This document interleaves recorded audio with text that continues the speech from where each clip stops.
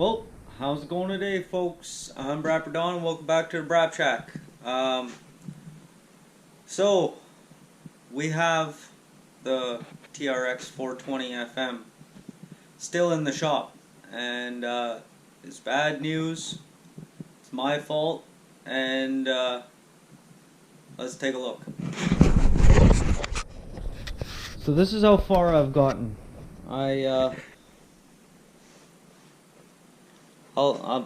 haven't uploaded yet, but I'm going to. I did get it fully reassembled,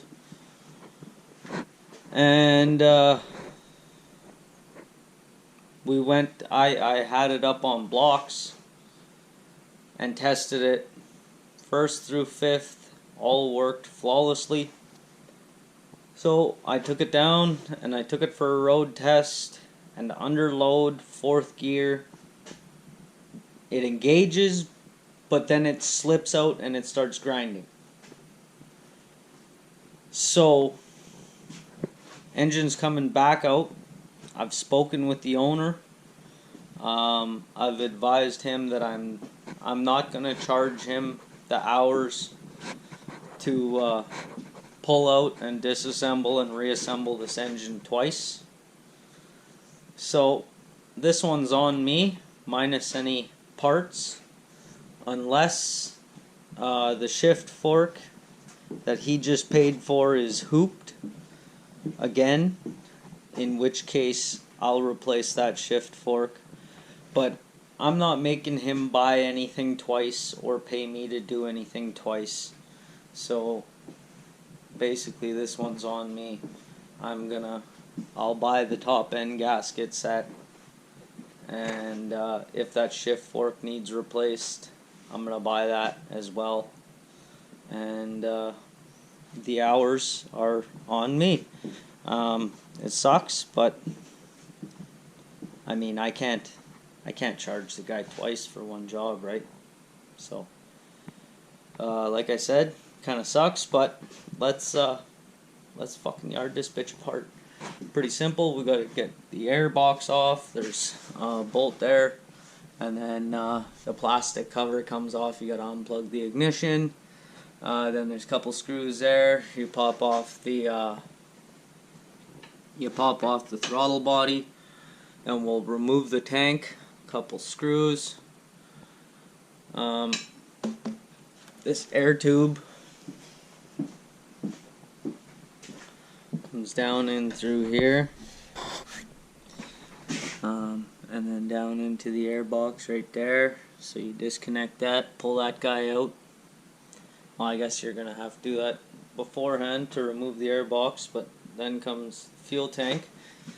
It's got a return or a vent or something up here. I think that's a return line. And then it's got the main down under here. So we'll pull those, then unplug everything. I've already dumped the oil. So we'll have to drain the coolant, and then we need to unbolt the diff. There's one bolt right in here, down at the bottom. There's another one up at the top. The top one is a nut and a bolt. The bottom one is just a bolt. There's the nut right there. There's the nut and there's a bolt on the other side. And then the one down here, right there, that one is just a bolt. I believe they're both 14 millimeter. Then the diff can slide forward enough that you can pop off the front drive shaft. When you undo the engine mounts, there's one right there, and then one either side down here.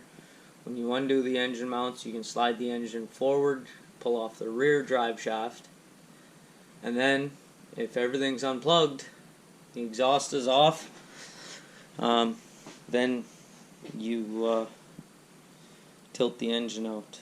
We'll try and get a close-up of that so you can see how how much of a fun struggle it is by yourself, but that's what we're gonna do. So let's get to it. I suppose we'll start with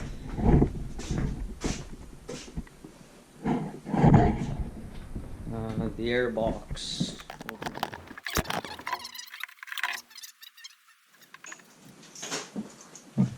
Now, I didn't really elaborate on why it is I said it's my fault. And I believe it to be my fault because I found the shift fork that was so obviously dickered. I assumed that had to be the only problem. So I didn't measure and I didn't spec out all the rest of the transmission. I assumed that the shift fork was the only issue and I replaced it, when I should have gone through every gear and every bushing in the transmission and mic'd them and made sure that they were all within spec before reassembling, because obviously something else is fucked. And thinking back on it now, the way the shift fork is worn, it would take a lot of pressure on that fork in order to bend it and wear it out. So I should have been checking what was it that was creating that resistance for there to be that pressure on the shift fork. Now, I don't know if it's the drum or if it's a worn bushing causing a gear to not slide properly. I don't know what it is, but that's what we're after. We're gonna take it right back down, and we're gonna mic out. We're gonna use a digital caliper, and we're gonna measure out all of the bushings, and we're gonna find out what's up. I'm not gonna just say I don't know and give them back a fucked up machine.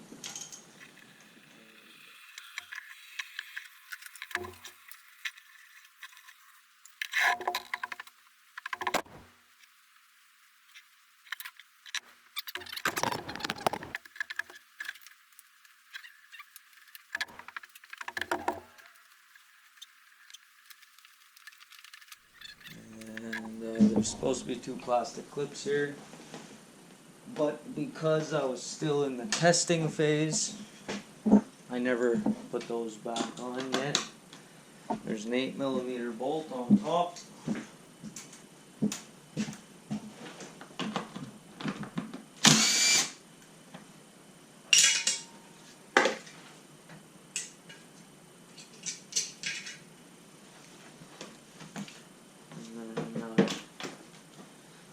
Unplug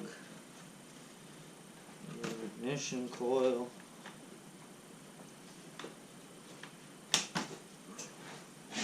Unplug the spark plug. And you slide it this way. Just like so.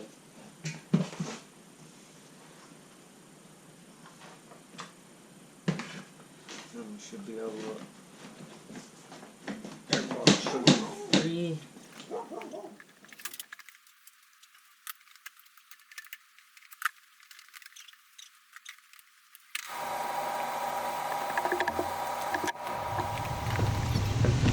Oh, and there's the crank freewheel.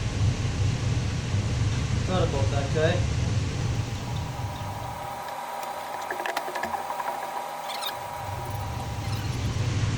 Unplug everything going to the carb, or throttle body, sorry. There's 3 plugs.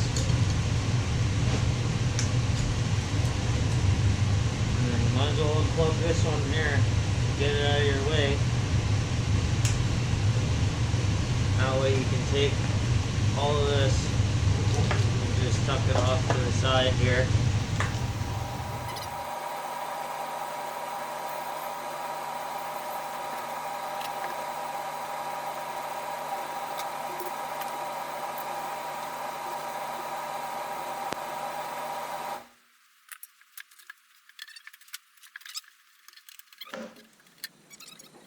And now, I did it the hard way, putting it back together. When you get to this stage, put this guy back on. Because I had all this back assembled, and I had to fucking weasel it all down through the tiny little crevasse. So, keep that in mind.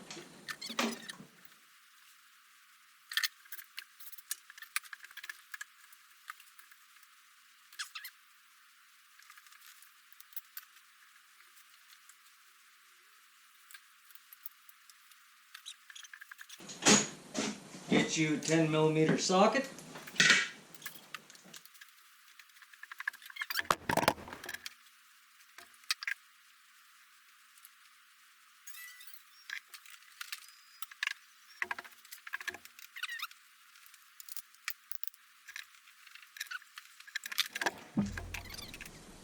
Accidentally turned the pepcock there a little bit.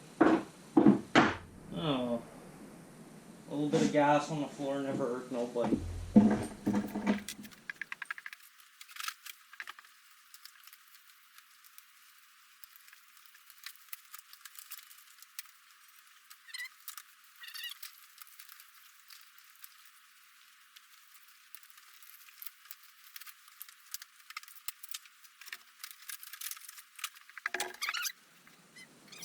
A 12mm ratchet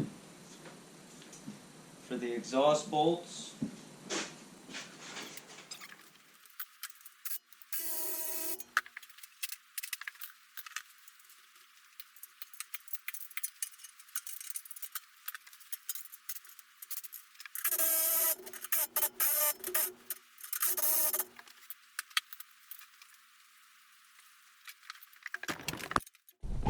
Okay, so there's 1 bolt right above the silencer, up in the back. There's a coupler right in the middle, right here. 2 bolts for the front. Get them all off, and grab the silencer, and pull it straight back while rocking it.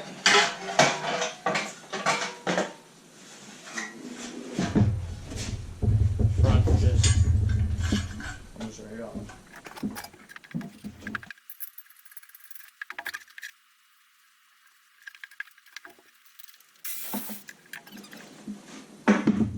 I'm sure that fell right directly in that. Yep, right in the oil. Okay.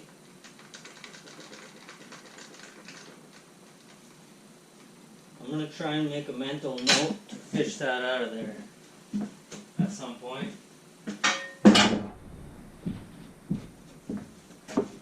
So I've got a couple hoses to disconnect. Should be 8mm, I believe, or 1/4 inch.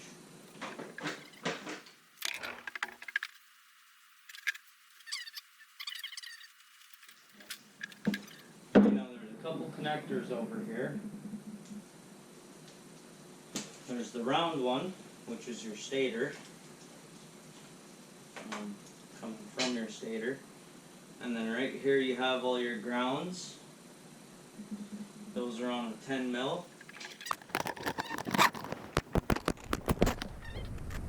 The grounds are all right there.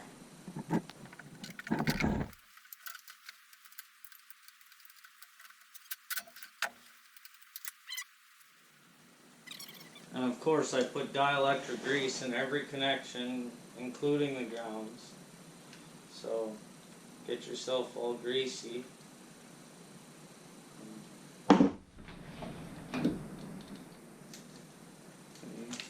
There's the stator plug. And then you gotta undo the starter, which is also a 10mm.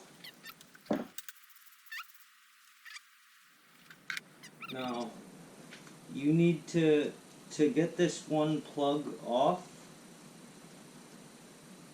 To unplug it, you need to actually take it off of its little holder.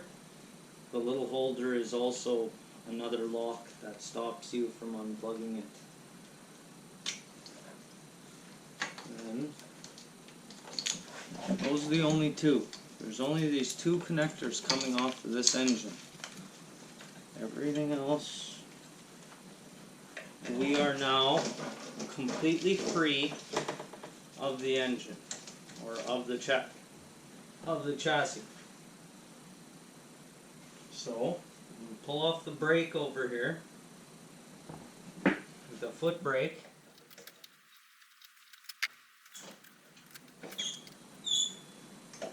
Holy fuck.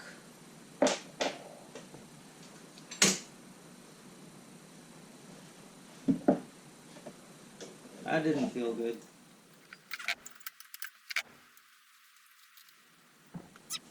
Ow! Oh yeah, and then there's your reverse gear, or your reverse arm, down on the very bottom of the engine.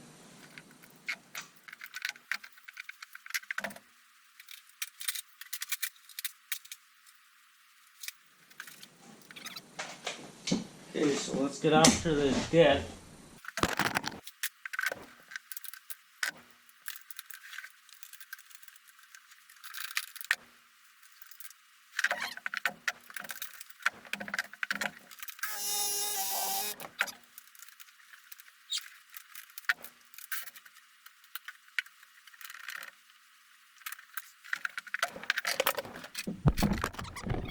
So, now, we should be able to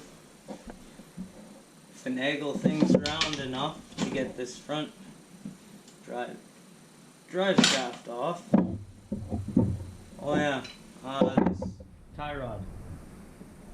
We're gonna undo this tie rod. I remember last time I did this, I thought, man, that would be so much easier, but then I didn't, and it wasn't easier because I didn't do it, and then I wanted to do it, but I didn't, and then I should have, and so now I'm gonna. You follow? Fucking batteries, man. These fucking junk ass batteries. You're about to die, for fuck's sake.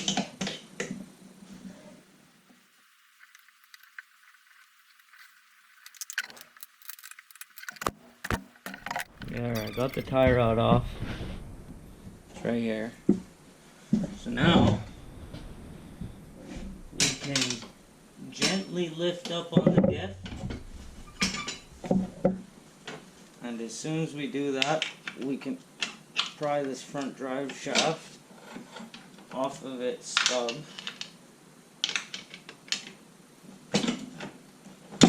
Like so.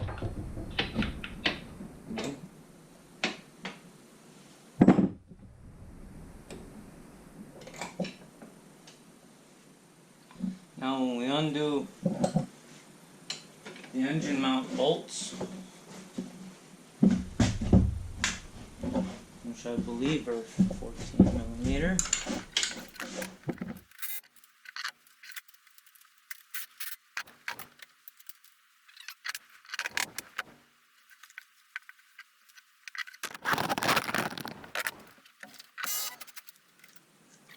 And then just to get it out of the way, you may as well, oh, those are 12mm, but you may as well take off the actual mount itself.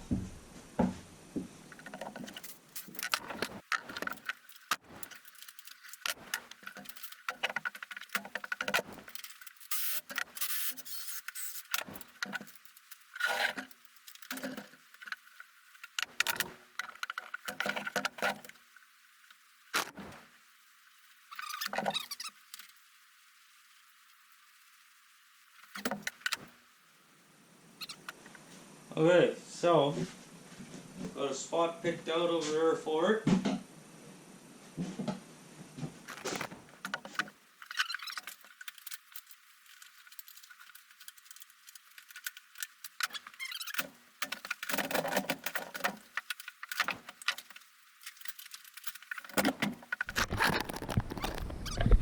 And there we go. That is how you pull a TRX engine in 18 minutes. So, it's not that hard. Now, you know, a few bolts, top end comes off, da-da-da-da-da. Recoil, stator cover, run the side, front cover, couple clutches, cam, then main case bolts, Barchi comes, another 20 minutes, half hour. But I'm hungry, I'm gonna go eat. So, we'll strip this bitch in a little bit. Just chill for a sec. Alrighty, so let's get into this fucking thing. I got a couple bags labeled out here. We're going to start by basically pulling some accessories. We're going to take the starter, the recoil,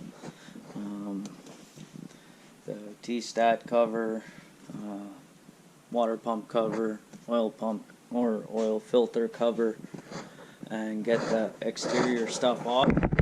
And we'll just work our way in, bag and everything appropriately.